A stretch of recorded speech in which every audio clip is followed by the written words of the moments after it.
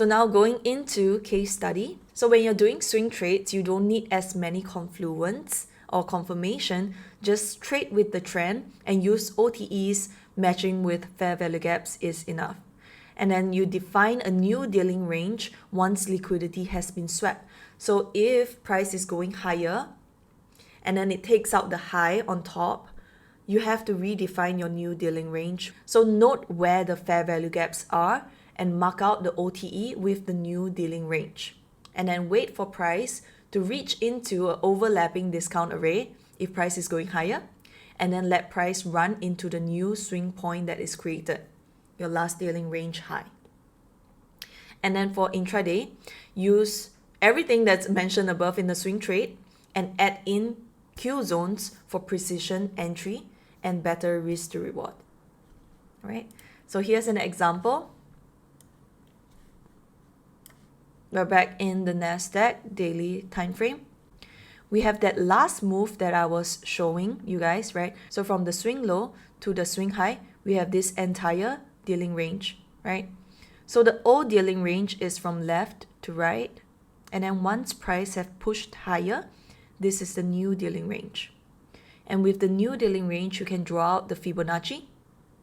And this is where you get your 61.8 and 70.5, which is the middle of 61.8 and 78.6. And in between this, you get your large daily bullish fair value gap. So if you're just using fair value gap, this is your entire entry, right? Which is really big.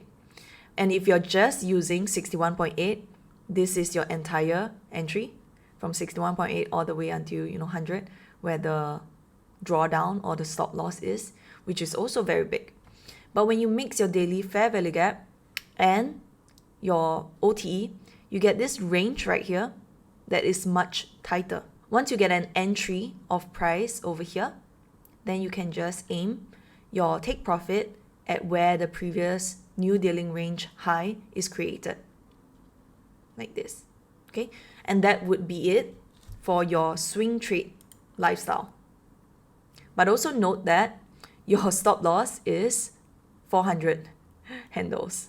So is your account size able to hold that?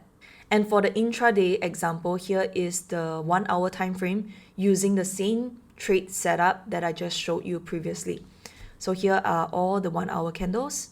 So what we can see is that price actually gave multiple entries on your 61.8 as well as 70.5, which is the closing of the daily bullish fair value gap before going higher.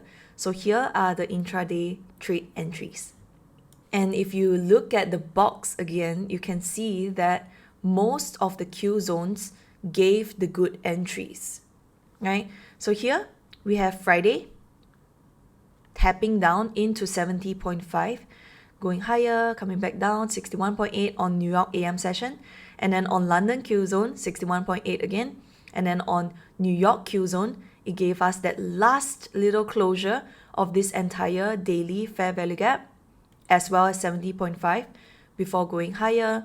And this is New York Killzone again and New York Killzone.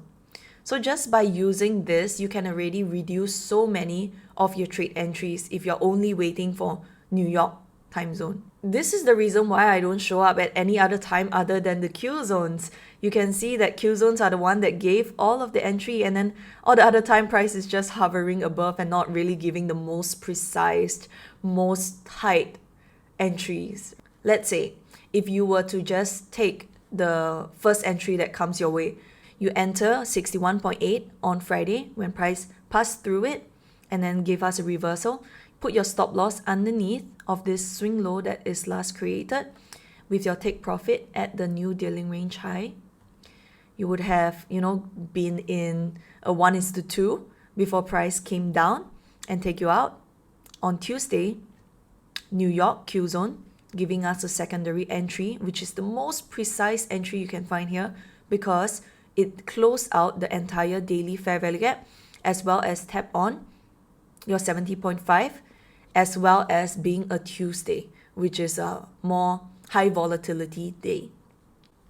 Then it goes higher over here and then let's say you come back on 61.8 and you enter after this break of structure, because you're waiting for price to give more confirmation. You're a safer trader. You wait for price to push higher than the last high, giving us this retracement, and you enter only on Wednesday, stop loss underneath, and then take profit above. It's not shown in the chart here, but you know that price actually reached into this higher time frame. You would get a 1:6 risk to reward. So when it comes to intraday, are you someone who can appetite more losses before your wins, as compared to a swing trader who just takes one trade out of a 2-week time period? And by the way, I do mention that I don't trade on Friday and Monday, and you can see why. You might get an entry here, but ultimately on Tuesday, it still comes back to wipe out your stop loss before going higher. So you have to decide that for yourself. But overall, what I just want to say is that when you mix it in with larger time frame, PD array, such as your daily bearish fair value gap, bullish fair value gap, and your OTE, and then you mix it in with the Killzone, you can see markets so much more clearly. So I want you guys to go into your own charts and practice it out for yourself. Revisit the episode 1 content, because the larger time frame is so important for you to get your buyers to even have this conviction to take a long into 1:6 risk to reward. If not, you'll just exit midway because you're not convinced by the larger time frame move. So I hope that this series actually helps you out with your ICT concepts. Just know that everything else that I will be posting are in relation to everything that I have taught today. I will also make an episode about just divergence, because divergence is a topic by itself, and all you have seen right now is just the individual chart stuff. But when you mix in divergence, I will be using multiple charts, and that would really sharpen up the game of your trading. But in the meantime, practice on all this larger time frame, intraday time frame, as well as looking for the PD arrays. And make sure to look at my older videos, because I have been talking about them with a lot of examples in all of my past lectures. So thank you all so much for watching. I hope you enjoy this series. Please leave a like, a comment, and subscribe on my channel. If you'd like to support me and let me keep doing whatever I'm doing right now, make sure to subscribe.